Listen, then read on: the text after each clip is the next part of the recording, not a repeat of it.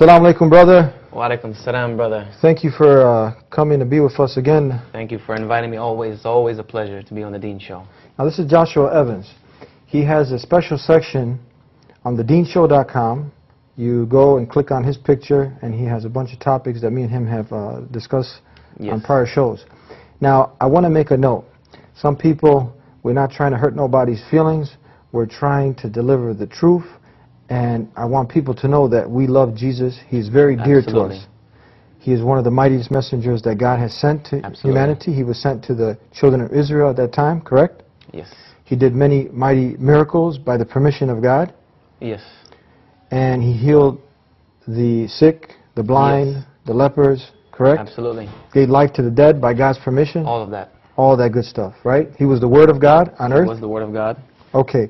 But he never claimed divinity. No, he never claimed divinity. And one of the amazing things about Islam that everyone should know is that we are the only other religion that is a tenet of faith that you must believe in Jesus Christ and everything that he did, or you cannot be a Muslim. If that is missing, if you say that you do not believe in Jesus, you have stepped outside of Islam. You cannot be a Muslim. It is a tenet of our faith to believe in and love Jesus Christ. If you don't believe in him, you're out of Islam. You cannot be a Muslim. Top 10 reasons why Jesus cannot be God. Let's get right to it. Cannot be God. Number 10. Number 10, the first reason, and we're going to try to go in a descending order. Top 10 reasons, working our way to the number one most important reason. The first reason, beginning at the beginning, that Jesus cannot be God. And the reason why we're going over this topic is because it's an issue of salvation. We want everyone to be saved. And this issue is a very important issue for Christians, Muslims, Jews, why Jesus cannot be God. And the first number one reason is that God cannot be born. God did not come into existence. He's always existed. He did not come into existence from non-existence. He was not born. He was not created. He has always been before there was even a thing called time. And as we all know, Jesus Christ, peace be upon him, was born. He was born without a father. Yes, indeed, that was one of his true miracles. But he was indeed born. He was in the womb for 9 months, and he was born. So that, by its very nature, shows that he does not have the same quality and characteristics that God has.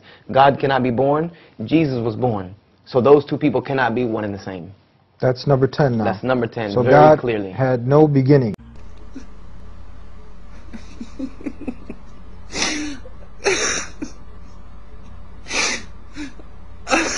Oh, God.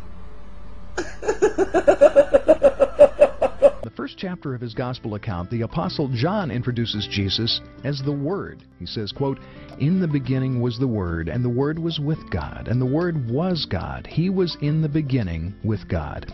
That seems like a strange way to refer to Jesus. What is the significance of that phrase, the Word? John?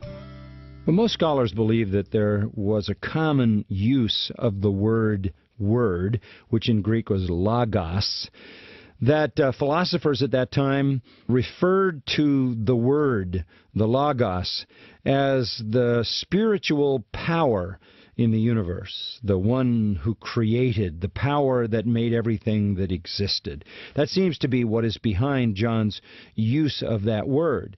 The pagan world, recognizing that everything had to come from someone, and that personhood had to come from some kind of person, saw that there had to be a source, there had to be a first cause, there had to be, if you will, God. They identified that as the Logos that spoke everything into existence. And so John, recognizing the familiarity of the use of that term to describe the creative power, the creative source, simply says, the Word is Christ, and He was in the beginning with God and was God. And he goes on to say that the Word is the one who reveals God. We've seen Him. We've seen His glory, John 1:14, full of grace and truth. And that's how he introduces the whole gospel, which is the story of Jesus Christ, who is the Word.